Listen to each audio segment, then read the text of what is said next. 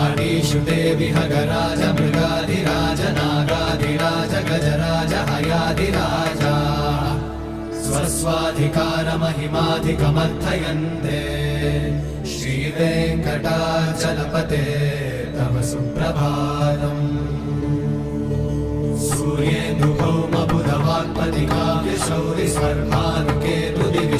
सूर्येन्दुभौमबुधवाक्पतिकाव्यशौरिस्वर्भानुकेतुदिविषत्परिषत्प्रधाना वर्धा सदा सचरमावधिदासदासा श्रीवेङ्कटाचलपते तव सुप्रभातम्